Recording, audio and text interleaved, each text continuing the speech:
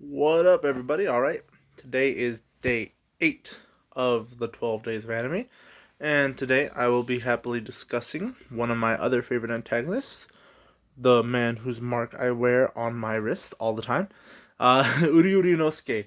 If you guys saw last year's 12, I think it was last year's, where I did my 12 favorite characters, Uryu Ryuunosuke was also on there, because Johnny Young Bosch, man.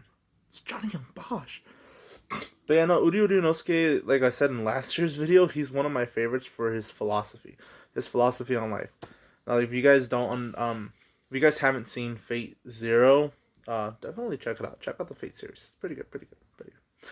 But yeah, like I said, if you guys haven't seen Fate Zero, then you guys wouldn't really like understand Uryu Ryuunosuke's his philosophy.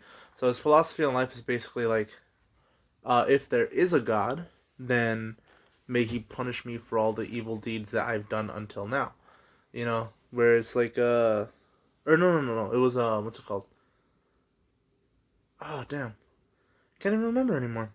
But basically, he was saying that you know, eventually that if God was real, eventually he would get his comeuppance to the extent of what he dished out, uh, to the extent of his sins, what he's committed. And if you guys know what happens in Fate Zero, you know what happens to Uryu Ryuunosuke.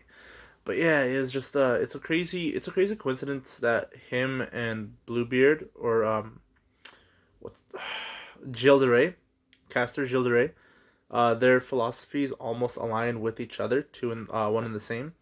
Um, and that's why Uryu Ryuunosuke is he's honestly a really interesting antagonist. When you see him, like he's mostly like he's not the kind that you can just kind of control on a whim. I want to say like it's he's not the one that you can try to reason with. He's not a villain. He's not an antagonist that you would try to reason with. Let me put it like that. Like with Gilgamesh, you can try to reason with Gilgamesh because he's a king. Just appeal to his kingly desires, and you'll be able to appeal to Gilgamesh that way. But or like Bellamy in One Piece, or a bunch of the other One Piece villains, or villains in Dragon Ball Z. You can't appeal with reason to Uryu Ryuunosuke because of who he is and his philosophy. And that's what makes him such an interesting antagonist, is that he doesn't do things by sense of logic. He has summoned he summoned a servant with with little to no magical circuits in his body, which technically shouldn't happen in terms of the agreement of the Grail.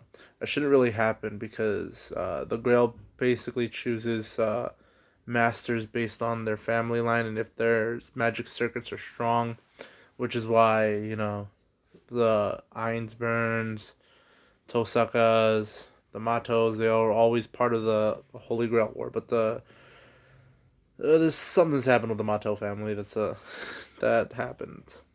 Yeah, but yeah, basically, Uryu Ryuunosuke like little. I think it was stated that his family used to be mages. I think that's what it was. If I remember correctly, his family used to be mages, and then he just found this old textbook that showed him how to do the ritual for the Holy Grail, and he did. And then he summoned Gilles de Rais as a caster with Madness Enhancement, so he was able to do that.